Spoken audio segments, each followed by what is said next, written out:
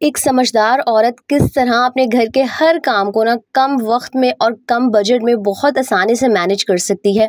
अगर आप भी चाहती हैं ना कि आपका पूरा दिन बहुत प्रोडक्टिव हो, आपका छोटा सा घर हमेशा साफ और ऑर्गेनाइज रहे और आप शॉपिंग करते टाइम बहुत सारे जो पैसे हैं ना उनको भी सेव कर सकें, तो बस आज के व्लॉग में यही सारे टिप्स और बातें आपके साथ शेयर करने वाली हूँ कि आप किस तरह ना हर चीज़ को बहुत अच्छे तरीके से और बहुत आसानी से मैनेज कर सकती हैं और साथ ही साथ अपने बच्चों के लिए भी ना वक्त निकाल सकती हैं। अस्सलाम वालेकुम माय यूट्यूब फैमिली, उम्मीद है जी आप सब ठीक ठाक होंगे। अल्हम्दुलिल्लाह मैं भी बिल्कुल ठीक हूँ। हमेशा की तरह ना दिन का आगाज़ वही नाश्ते से हुआ था। वैसे जो मेरी सुबह है वो तो काफ़ी जल्दी स्टार्ट हो जाती है, क्योंकि मैं नमाज के बाद कोशिश करती हूँ कि मैं वापस से ना सोऊं। मैंने एडिटिंग का काम करना होता है और मैंने वॉइस ओवर के लिए स्क्रिप्ट थोड़ी सी माइंड में प्रिपेयर करनी होती है। अच्छा, यहाँ ना आज आपके इस सवाल का मैं जवाब भी दे देती हूँ। मुझे बड़े कमेंट्स आ रहे होते हैं, आप जब वॉइस ओवर कर रही होती हैं तो आप किस तरह करती हैं, आपने कहीं लिखा होता है या कहीं से देखती हैं। तो मैंने पहले भी बहुत दफ़ा बहुत सारे कमेंट्स का जवाब दिया है, लेकिन फिर भी ये वाला जो कमेंट है ना, इंस्टाग्राम पे भी मुझसे बहुत पूछा जा रहा होता है, कमेंट भी आ रहे होते हैं। अच्छा, ना ही मैं कोई माइक यूज़ करती हूँ, ना ही मैंने कभी स्क्रिप्ट लिखी है। मैं जो भी बोल रही होती हूँ ना, वो बगैर किसी स्क्रिप्ट को देखे और बगैर किसी माइक को यूज़ किए बोल रही होती हूँ। सिर्फ आपको तरीका आना चाहिए वॉइस ओवर करने का। तो उम्मीद है जी आपकी ये वाली कन्फ्यूजन जो है वो क्लियर हो गई होगी। अच्छा, आज के व्लॉग में ना मैं आपसे ये बात करने वाली हूँ कि आप घर के हर काम को ना किस तरीके से कम टाइम में और कम पैसों में मैनेज कर सकती हैं। घरदारी करना, घर चलाना ना हर औरत को आ रहा होता है। वक्त इंसान को ना बहुत कुछ सिखा देता है, लेकिन वही बात है कि जिन मेरी बहनों की नई नई शादी हुई हुई होती है या जिनकी शादी को बहुत कम टाइम हुआ हुआ होता है या जो जॉइंट फैमिली में रहती हैं और नई नई फिर वो सेपरेट होती हैं, उन्हें ना समझ नहीं आ रहा होता और इन्होंने इन सारे कामों को समझने में बहुत सारा जो टाइम है ना वो लग जाता है। तभी मेरी कोशिश होती है कि अपने एक्सपीरियंसेस से जो सब कुछ मैंने सीखा है ना वो मैं आपको सिखा सकूं। और ना कोशिश किया करें कि हर चीज़ को कम बजट में करने की कोशिश करें। अगर कोई आपको कंजूस कहता है और ये कहता है कि इससे तो पैसे ही नहीं निकलते, तो कहने दें। वो कहते हैं ना, कुछ तो लोग कहेंगे, लोगों का काम है कहना। मुझे लगता है कि आप ना सबसे बेहतर जानती हैं अपने घर के बारे में, अपने बच्चों के बारे में, अपने घर के एक्सपेंसेस के बारे में। और स्पेशली जब इंसान जॉइंट फैमिली में रह रहा होता है ना, तो वहाँ पर बहुत सारे इर्द गिर्द लोग होते हैं जो आपको बच्चों के मामले में बहुत सारी जो राय है ना वो दे रहे होते हैं। ऐसे कर लो, फलाना कर लो, अभी तक तुमने इसे वॉशरूम जाना नहीं सिखाया, इसको खाना खाना नहीं आता। आज ना मैं आपको एक बात बताती हूँ, बच्चे ने ना हर चीज़ वक्त पे सीख लेनी होती है।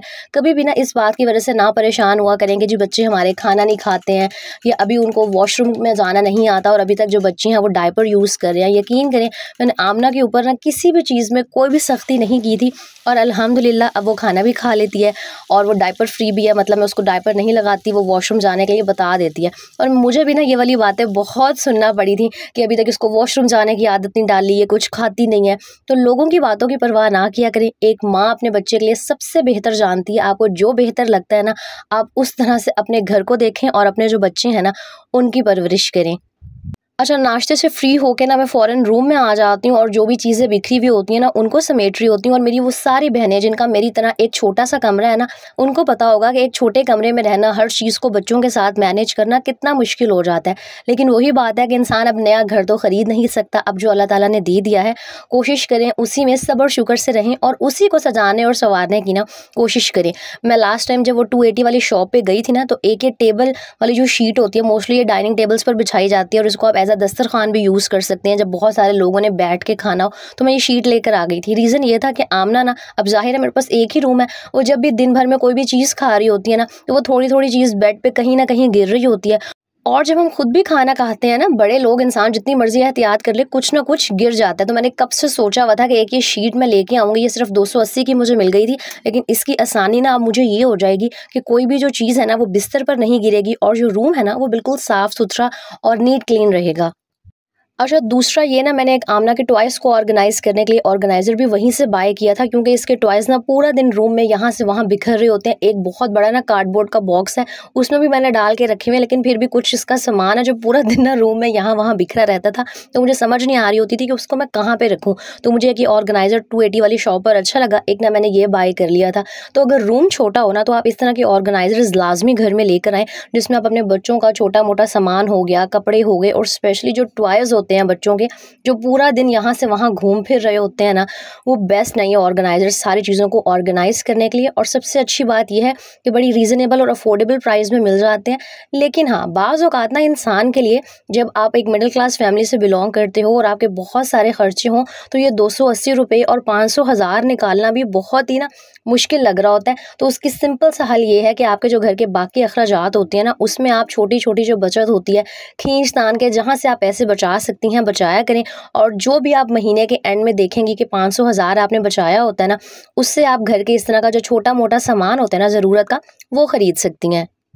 अच्छा, मैंने ना सारे जो काम थे बड़ी जल्दी जल्दी ख़त्म किए थे, क्योंकि मुझे पता था कि ये जो सुपरमार्केट है ना चेज़अप, यहाँ पर वो 3 दिन की सेल डेज़ चल रहे हैं। और ना अक्सर वीकेंड्स पे ऐसे होता है कि यहाँ पे सब्ज़ी पे अच्छा खासा डिस्काउंट चल रहा होता है।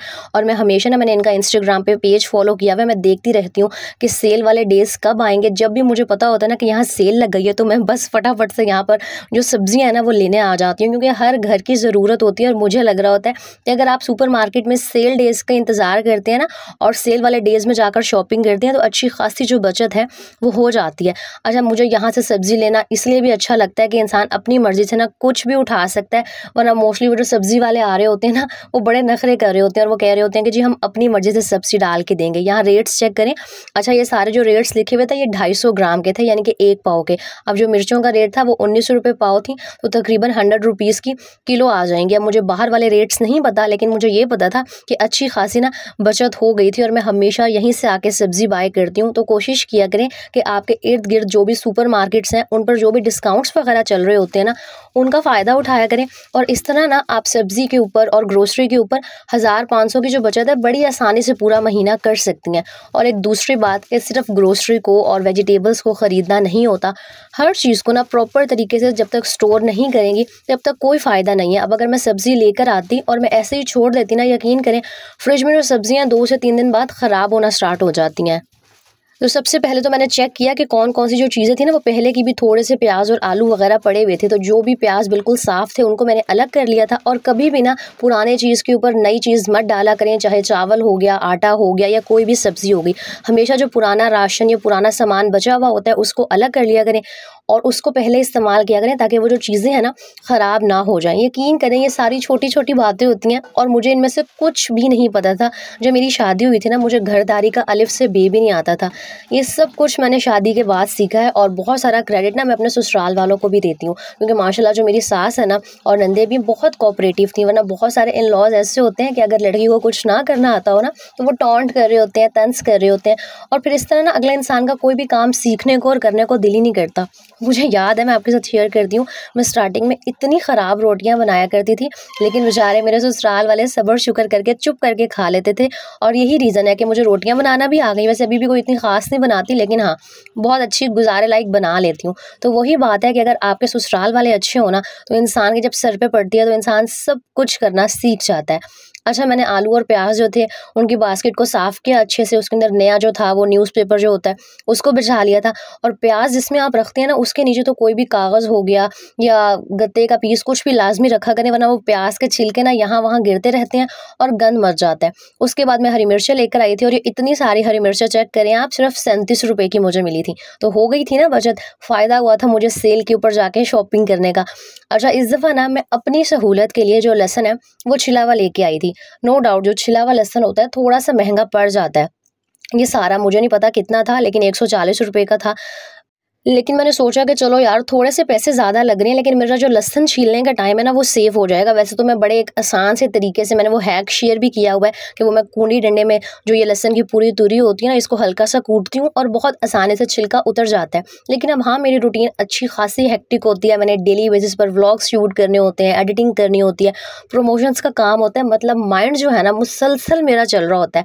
अच्छा, मुझे लगता है कि इंसान को फिजिकल काम इतना नहीं थकाते, लेकिन जिस काम में आपका दिमाग यूज़ हो रहा होता है ना, उससे आप ज़्यादा थक जाते हैं। लेकिन अल्हम्दुलिल्लाह अल्हम्दुलिल्लाह आज मुझे इतनी खुशी हो रही थी, कहने को बड़ी छोटी सी बात थी कि मैंने थोड़े से पैसे ज़्यादा देके छिला हुआ लहसुन ख़रीद लिया था। कोई 50 रुपये ज़्यादा लग गए होंगे, लेकिन ये इस वजह से हुआ था कि अब मुझे पता है कि अल्हम्दुलिल्लाह मेरी खुद की अर्निंग आती है और मैं जो घर के बहुत सारे एक्सपेंसेस हैं ना, अब वो खुद भी बड़ी आसानी से बर्दाश्त कर सकती हूँ या अपने हस्बैंड की फाइनेंशियली हेल्प कर सकती हूँ। तो यही फ़ायदा होता है एक औरत के ना इंडिपेंडेंट होने का। तभी मैं आपको बार बार कह रही होती हूँ कि ज़रूरी नहीं है कि आप सिर्फ यूट्यूब के थ्रू थ्रू ही कमा सकती हैं, और भी बहुत सारे तरीके हैं जिनके थ्रू ना आप अपने स्किल्स को यूटिलाइज़ करके थोड़ी बहुत जो अर्निंग है ना घर बैठे कर सकती हैं। अच्छा, थोड़ा-सा ना मैं ये बंद गोभी, गाजर, शिमला मिर्च भी लेके आई थी, या तो चाइनीज़ राइस में यूज़ हो जाएगा, या फिर जो है ना क्या कहते हैं मैं मैकरोनी बना लूँगी। लेकिन मैंने देखा ये जो गाजरें थी ना ये हल्की-हल्की सी मुझे ख़राब सी लग रही थी, तो मैंने फटाफट से ना इनको इस तरह से काट के और इनको बारीक कट करके रख लिया था। और वो जो मैं ऑर्गेनाइज़र लाई हूँ ना वेजिटेबल स्टोर करने वाला, उसमें मैं अब इनको रख लूँगी। जब ज़रूरत पड़ेगी मैं निकालूँगी सब्ज़ी, और मैकरोनी हो गई या चाइनीज़ राइस हो गए उसमें यूज़ हो जाएगी। अब यहाँ पर मेरे पैसे भी सेव हो रहे थे, और मैं टाइम को सेव करने के भी ना तरीके ढूँढती रहती हूँ, क्योंकि जो हम वर्किंग वुमेन्स होती हैं, भाई यूट्यूब भी एक फुल टाइम जॉब है, वर्किंग वुमेन ही हो गई हूँ अब मैं, हाउसवाइफ के साथ साथ वर्किंग वुमेन भी हूँ। तो कोशिश किया करें कि अगर आप भी जॉब करती हैं या घर से भी कोई काम करती हैं ना, तो इस तरह के तरीके ढूंढती रहा करें जिनसे जो आपका कुकिंग टाइम है और जो आपके घर के काम है ना वो जल्दी हो जाए। और यहाँ मैं बता देती हूँ कि ये वही ऑर्गेनाइज़र है जो मैंने वही डिस्काउंट स्टोर से ख़रीदा था, और मुझे ये बड़ा यूज़फुल लगा था। इसके अंदर जो वेजिटेबल्स है ना 3 से 4 दिन बल्कि हफ्ता भी मैंने स्टोर करके देखी हैं, बिल्कुल जो है ठीक रहती हैं। और जो ये लहसुन था इसके अंदर मैंने तकरीबन बराबर क्वांटिटी में ही जो अदरक है ना उसको ऐड कर दिया था। और आप लोग बहुत पूछ रहे थे आप या पेस्ट किस तरह से बना के स्टोर करती हैं, और इसके अंदर मैं पानी की बजाय ना ऑयल ऐड कर देती हूँ। आप चाहे तो पानी भी ऐड कर सकते हैं, लेकिन मैं ऑयल डाल के इसको ना अच्छे से ग्राइंड कर लेती हूँ। हाँ, थोड़ा सा मसला होता है ग्राइंड करने में ऑयल की वजह से, लेकिन अगर आप बीच बीच में चम्मच चलाएंगे ना अदरक लहसुन के, तो बड़ी आसानी से 5 मिनट लगेंगे और जो पेस्ट है आपकी बड़ी अच्छी सी ना बन जाएगी। अच्छा, मार्केट से भी ना ये लहसुन अदरक की जो पेस्ट वगैरह है मिल जाती हैं, लेकिन उनकी जो प्राइसेस है ना वो डबल से भी ज़्यादा होती हैं। और मेरी कोशिश होती है कि जो चीज़ इंसान घर पे खुद रेडी कर सकते हैं ना, एक तो वो साफ़ सुथरी भी होती है। हमें नहीं पता मार्केट से हम जो भी सामान खरीद के ला रहे हैं वो साफ़ सुथरा है या वो कैसे बनाया हुआ है, उसमें कौन सा लहसुन और कौन सा अदरक यूज़ किया हुआ है, उनको वॉश भी किया गया था या नहीं। तो इन बातों का लाजमी ख्याल रखा करें, और कोशिश किया करें कि जहाँ से आप पैसे बचा सकती हैं, जिस काम को आप घर पे खुद बहुत आसानी से कर सकती हैं ना, तो बस उसको घर पे आप खुद करें। अब यहाँ पर हार्डली मुझे 10 मिनट लगे थे। लहसुन तो मैं छिला हुआ लेके आ गई थी, और अगर छिला हुआ ना भी होता ना तो आप मेरे पुराने व्लॉग्स देख सकते हैं। मैं बहुत ना क्विकली 5 मिनट में भी काफ़ी सारा जो लहसुन है ना 1 पाव के करीब छील लेती हूँ। तो अगर आप छिला हुआ लहसुन नहीं भी लेते ना तो घर पे कोशिश किया करें, ये अदरक लहसुन की जो पेस्ट है इसको बना के क्यूब्स की फॉर्म में लाजमी स्टोर कर लें। और जब ये क्यूब्स अच्छे से हार्ड हो जाएंगी तो आप इनको किसी भी एयर टाइट जार में निकाल के फ्रीज़र में रख लें। इतना यकीन करें टाइम सेफ होता है ना। पहले जब मैं कुकिंग किया करती थी मुझे इतना मुश्किल लग रहा होता था कि बीच में ना पहले रुको और जो अदरक लहसुन की पेस्ट है ना उसको बनाओ, छिलके उतारो, बड़ा अच्छा खासा जो टाइम है ना वो कंज्यूम हो रहा होता है। और यकीन करें जब खाने से पहले आपने सारी तैयारी करके रखी हुई होती है ना तो आपका जो कुकिंग टाइम है वो हाफ रह जाता है। जो काम आपने आधे घंटे में करना होता है ना वही हांडी आपकी 15 मिनट में बन के रेडी हो जाती है। तो अपनी आसानी के लिए इस तरह के जो छोटे छोटे काम हैं वो लाजमी किया करें। अब जिस तरह यहाँ पर मैंने प्याज को चॉप करने के लिए ये चॉपर लिया हुआ है।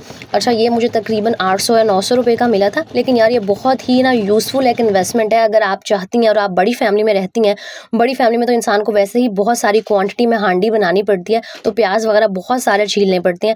तो ये जो चॉपर है ना मैनुअल, अच्छा खासा टाइम सेविंग गैजेट है। लाजमी थोड़े बहुत जो पैसे हैं उनको सेव करके ख़रीद लें। अब यहाँ पर मुझे 1 मिनट से भी कम टाइम लगा था। जो मेरे प्याज थे ना वो चॉप हो गए थे। और यहाँ मैं आपको बताती चलूँ कि मैं आलू चिकन बना रही थी, और मैं ये वाली रेसिपी पहले भी बहुत दफ़ा शेयर कर चुकी हूँ, लेकिन जब मैं पहले शेयर करती हूँ ना तो मैं ये जो रेसिपी है वो चेस्ट के गोश्त से बनाती हूँ। आज मेरे पास लेग का गोश्त ही अवेलेबल था। अच्छा, कोशिश किया करें कि जो चीज़ घर में अवेलेबल है ना फ्रिज या फ्रीज़र में पड़ी है उसी से कोई ना कोई जुगाड़ करें, और डेली बेसिस का जो खाना है ना उसको रेडी कर लिया करें। क्योंकि हम सब के घरों में जो सबसे ज़्यादा खर्चा हो रहा होता है, सबसे ज़्यादा रोज़ की टेंशन होती है ना वो यही होती है कि जी आज क्या पकाया जाएगा। तो मुझे तो होता है कि जो चीज़ घर में अवेलेबल है ना बस उसी से कुछ ना कुछ करो, और कोई जल्दी से ना झटपट से मज़ेदार सी जो रेसिपी है वो रेडी कर लो। अच्छा, मेरी ये भी कोशिश होती है कि अगर मैं कोई क्विक सी रेसिपी ट्राई कर रही हूँ ना तो वो मज़ेदार भी होनी चाहिए। ये नहीं कि बस आपने सर से उतारने वाली कुकिंग कर लेनी है। सर से उतारने वाला जब इंसान काम करता है ना तो यकीन करें चाहे वो घर का काम हो या खाना हो ना, घर के काम करके मज़ा आता है, और जो खाना है ना वो तो फिर बिल्कुल भी अच्छा नहीं बनता। इसलिए हमेशा ना बिस्मिल्लाह पढ़ के, और खाना बनाते टाइम भी मैं जो दुरूद शरीफ है ना वो पढ़ पढ़ के फूक रही होती हूँ। यही रीज़न है कि अगर मैंने कोई चीज़ 10 मिनट में भी बनाई है ना शायद तो वो बहुत अच्छी जो है बन जाती है। अच्छा, आप लोग कह रहे होते हैं आप बार बार रेसिपीज़ शेयर कर दिया करें क्योंकि आपकी रेसिपीज़ बहुत अच्छी होती हैं, इसलिए मैं बता देती हूँ कि मैंने एक प्याज लिया था, उसको ऑयल में हल्का सा फ्राई किया, अदरक लहसुन का पेस्ट डाला, चिकन डाला, और जो टमाटर की क्यूब्स मैंने बनाई हुई है ना वो ऐड कर दी थी। और मुझे अंदाज़ा है कि एक हांडी में ना मेरी 4 से जो 5 क्यूब्स हैं वो डलती हैं। अच्छा, उसके बाद इसके अंदर वही जो बेसिक मसाले होते हैं, नमक हो गया, लाल मिर्च हो गई, साबुत धनिया पाउडर हो गया, हल्दी होगी उसको ऐड कर दिया था मैंने, थोड़ा सा पानी डाला था। अब ये जो चिकन है और जो सारा मसाला है ना, इसको मैं बहुत स्लो आग पे कुक करने के लिए रख दूंगी, ताकि जो चिकन है अच्छे से गल जाए और जो मैंने अदरक लहसुन और जो टमाटर वगैरह सब कुछ डाला है ना, उनकी भी अच्छे से भुनाई हो जाए। तो मुझसे ना मेरी एक बहन पूछ रही थी, आप भी मुझे ना नई नई शादी हुई है, समझ नहीं आता कि कैसे पता चलेगा कि हमारी जो हांडी है उसकी भुनाई हो गई है। तो मैंने उन्हें कॉमेंट में भी जवाब दिया था, और मैं यहाँ भी बता देती हूँ कि जब आपका ऑयल सेपरेट होना स्टार्ट हो जाता है ना, तो बस समझ जाएंगे जो आपका मसाला है उसकी जो भुनाई है वो हो चुकी है। और यकीन करें, जब तक आपने सालन को अच्छे से नहीं भुना होता ना, आपकी जो हांडी है कुछ भी आप बना लें वो मज़े का कभी भी नहीं बनेगा। अच्छा, जब मेरा चिकन 70-80% गल गया था ना, इसके अंदर मैंने जो छोटे छोटे आलू है ना क्यूब्स फॉर्म में कट करके वो ऐड कर दिए थे, साथ में 2 से 3 हरी मिर्चें डाल दी थी। और जो है ना, इसके अंदर गरम मसाला मैं ऐड नहीं करती, इसके अंदर मैंने 1 चम्मच जो है वो ज़ीरा पाउडर डाला था, भून के और पीस के मैंने ज़ीरा रखा हुआ है, और साथ ही 1 टीस्पून ना जो फ्रेश कुटी हुई काली मिर्च होती है उसको ऐड कर दिया था। अच्छा, अक्सर ना हम बहुत सारी चीज़ों में काली मिर्च ऐड करते हैं, लेकिन अगर आप फ्रेशली उसको कूट के फिर हांडी में ऐड करते हैं ना, तो उसका जायका और टेस्ट बहुत ही अच्छा आ रहा होता है। कभी ट्राई कीजिएगा। और बस जब अच्छे से भुनाई हो जाएगी, यहाँ पे ऑयल सेपरेट हो रहा था, तो ऊपर जी मैंने हरा धनिया गार्निश कर दिया था। ये ना मेरी मोस्ट फेवरेट डिश है, मुझे ये वाला जो आलू गोश्त है ना बहुत अच्छा लगता है, कोई शोरबा नहीं होता इसमें, और ये आमना को भी बहुत अच्छा लगता है, इसलिए मैं बहुत ज़्यादा बनाती हूँ इसको अपने घर में। अगर व्लॉग अच्छा लगा हो, मेरे टिप्स मेरी बातें आपको अच्छी लगी हो, तो वीडियो को लाइक कीजिएगा, कॉमेंट कीजिएगा, और अपनी फैमिली और फ्रेंड्स के साथ शेयर भी कीजिएगा, ताकि उनकी भी हेल्प हो सके। एक दूसरे के काम आना भी ना बहुत बड़ी नेकी है। तो बस अपना बहुत सारा ख्याल रखें, मुझे दुआओं में याद रखें, और दुआ किया करें अल्लाह ताला आप ही को हिम्मत दे, हासिदीन से बचाए। अल्लाह हाफिज़।